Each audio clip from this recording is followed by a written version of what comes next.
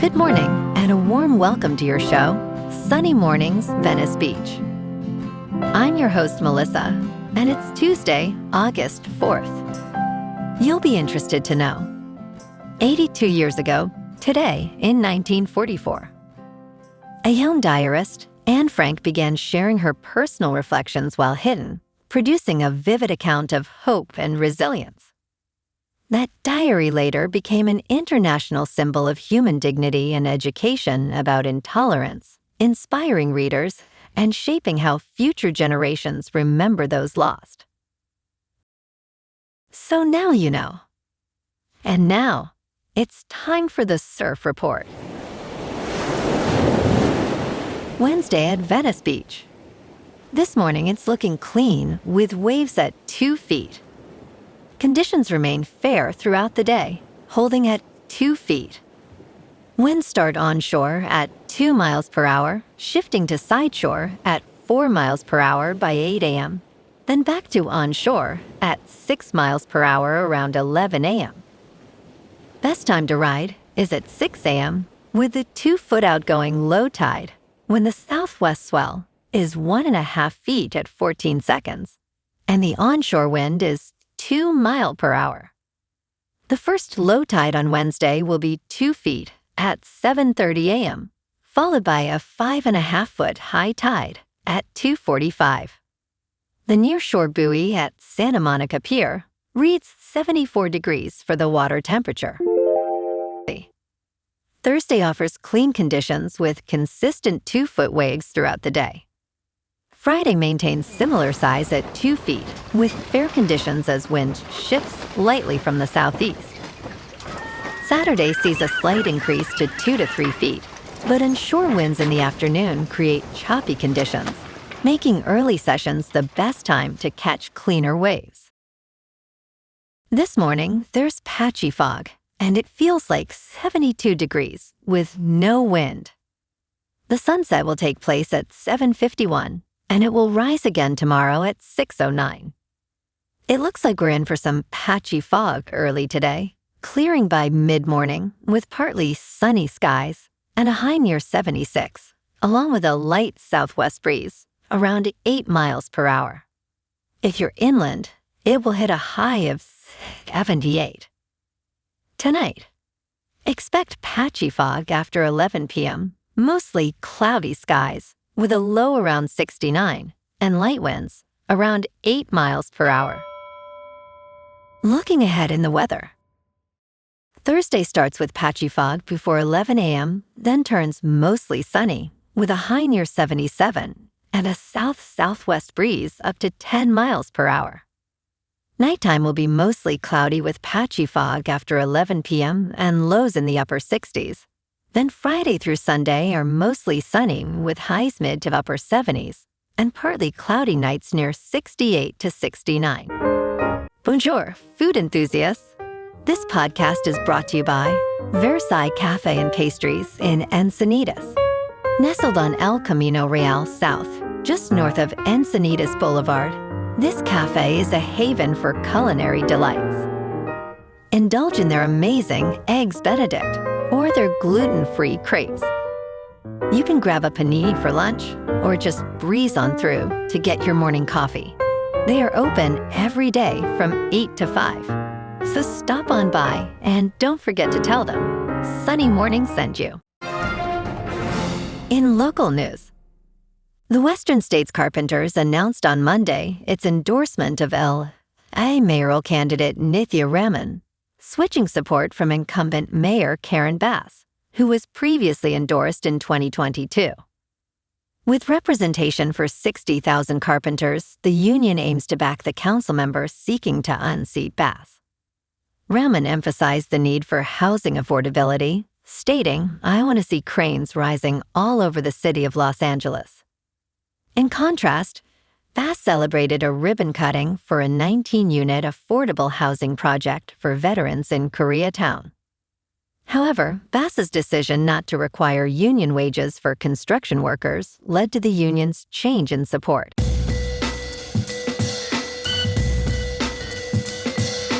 Now on to sports.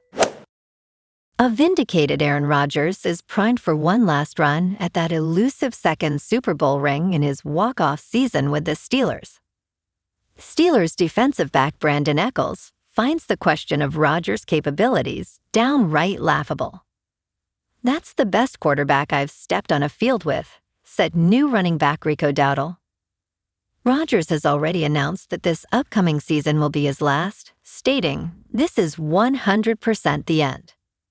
With a supportive cast, including a talented offensive line and promising skill players, the Steelers are hopeful for a special season. Rodgers possesses both the physical and mental tools needed to join the ranks of great quarterbacks who have won after 38. In local sports, the Dodgers are facing elimination this afternoon at Wrigley. Down 2-0 in their series with the Cubs, LA needs a win to avoid getting swept. Eric Lauer takes the mound against Shota Imanaga at 11:20. The offense has been non-existent so far, just 6 runs across the first 2 games, but a quality start from Lauer and some clutch hitting could spark a turnaround. First pitch is at 11:20 this morning. The bigger problem for the boys in blue is catcher Dalton Rushing's season is likely over. An MRI revealed a small UCL tear in his right arm. He'll be shut down from throwing for at least 4 to 6 weeks and surgeries possible. It's a brutal blow timing-wise, with the team already mired in a 5-game losing streak. On the bright side, Tarek Skubal made his Dodgers debut yesterday and looked sharp, allowing just 2 earned runs over 6 innings with 6 strikeouts despite the loss. Meanwhile, the Rams are managing a quad injury for tight end Davis Allen, sidelined the last 4 training camp practices. Head coach Sean McVay said they'll give him time to recover. It's not ideal, but depth at the position means they don't have to rush him back. Rookie Max Clare could benefit from the extra snaps. In top news, McDonald's is having trouble attracting bargain-hungry customers amid the current economy. The fast food giant reported its slowest United States sales growth in over a year as value offers failed to resonate with customers facing higher prices. Overall customer count in the United States declined. CEO Chris Kempczinski stated, "We simply didn't execute at the level we needed to in the second quarter." Despite reports of resilient consumer spending, low-income households are still struggling with affordability. Analysts criticize McDonald's for a very jumbled strategy that has angered customers and led to declining traffic. Value is now paramount, with sit-down chains outperforming traditional fast food. In business news, Michael Burry of The Big Short fame is sticking with his bearish wagers, even as the Standard & Poor's 500 surges to a record high, warning that the rally could still end in a sharp sell-off reminiscent of the 1987 stock market crash. Burry stated, "I continue to believe it is possible we are near a major top, and possible a 1987-type fall, but the Standard & Poor's 500 making new highs likely will bring new money into the market." On Tuesday, the Standard & Poor's 500 jumped 1.9% to its first record close since June. Burry continues to hold short positions in several companies, including Micron, Nvidia, and Tesla. He remains confident in his long-term outlook, but will cut losses if trades move decisively against him. In crypto movement, Bitcoin is unchanged at just over $64,000. Ethereum is unchanged at just under $1,900. And XRP is down 1% to $1.07. Moving on to a more local vibe. In our community spotlight on health and wellness, we are working with a national Pilates studio to bring you some free classes, so listen up. Check out Club Pilates, with several locations in the San Diego area. Pilates presents a comprehensive wellness approach, cultivating strength, reducing tension, and elevating mental well-being. Scientific research affirms its benefits. So now you can check out Club Pilates for a free class, with locations in Encinitas, Solana Beach, Oceanside, La Jolla, and more. Just be sure to tell them Sunny Mornings sent you by. And now, back to the show. Let's talk tech. Pavel Durov, the CEO of Telegram, claims a takedown extortionist was responsible for the app's brief removal from the App Store. He stated that a malicious actor edited an old message in an active group chat to display AI-modified illegal content that would not be reported by group members. Durov alleged this created an opportunity for extortion, as the actor would use automated accounts to report their own post to Apple unless paid. He warned that extortionists have found a way to manipulate Apple into overreacting, posing a systemic risk for platforms with user-generated content.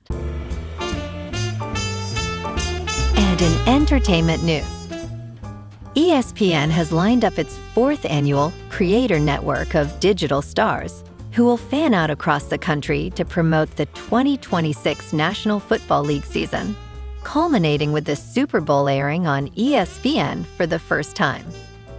The 5 members of this year's cohort include Chase Merman, Isaac Rochell, Simone Scott, Diana Flores, and Lee Camerano. Katie Daly, ESPN's Senior Vice President of Digital, Social, and Streaming Content, stated, "This is a major moment in ESPN's history, and we have an incredible opportunity to tell that story in new and authentic ways." The 2026 group will have broad access to attend college football games and National Football League events, including the upcoming Super Bowl on February 14th at Los Angeles, California SoFi Stadium. Well, alrighty folks, it's time for the quote of the day. And today, our quote comes from the American author and motivational speaker, Dale Carnegie. And he said, "Most of the important things in the world have been accomplished by people who have kept on trying when there seemed to be no hope at all." And that's a wrap for this morning. You can check out our Instagram, YouTube, and TikTok for some captivating aerial videos with local news and the surf reports. Have an amazing day, my good friends. We'll see you tomorrow with another episode of Sunny Mornings Venice Beach.